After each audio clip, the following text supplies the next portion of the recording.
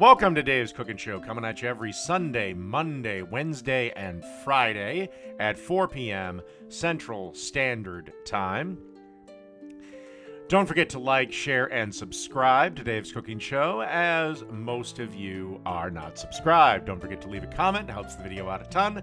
And don't forget to click that bell notification so you know anytime I do one of my live streams. All right, today we have creamy garlic shells, and it's super easy to do. As you can see in this pot, I have 2 tablespoons of butter that I am melting up. And, well, actually, I decided to up it to 4 because originally it's also supposed to call for 2 tablespoons of olive oil. But I just decided to go for straight butter. So 4 tablespoons of butter, and we're melting it up. And don't forget to leave about 4 cloves of minced garlic. And then you want to add 4 tablespoons of flour. And then get ready to vigorously stir this around. As you can probably tell, making a little bit of a roux.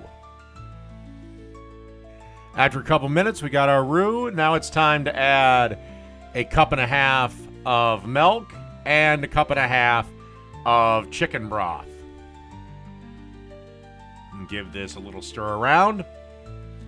Oh, by the way, this was on medium heat. I lowered it to about medium low.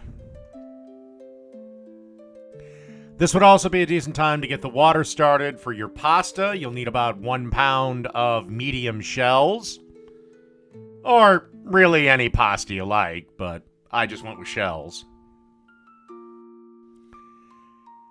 And then you'll want a 1/2 cup of parmesan cheese that I ground up in my food processor.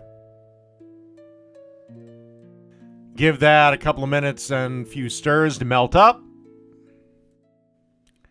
Then you want some freshly ground black pepper and a little bit of salt. Remember, be a little more cautious with the salt because the Parmesan is rather salty. Then you want a teaspoon of garlic powder. And then give this another stir and let it hang out while the pasta is cooking, again, over a low heat. Okay, as you can see here, I've got my shells. They're all nice and cooked al dente.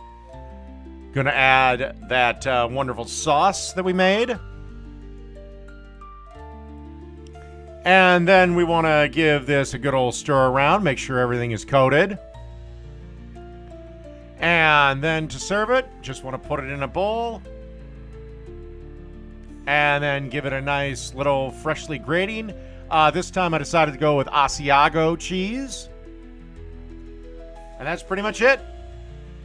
Creamy garlic shells. Done.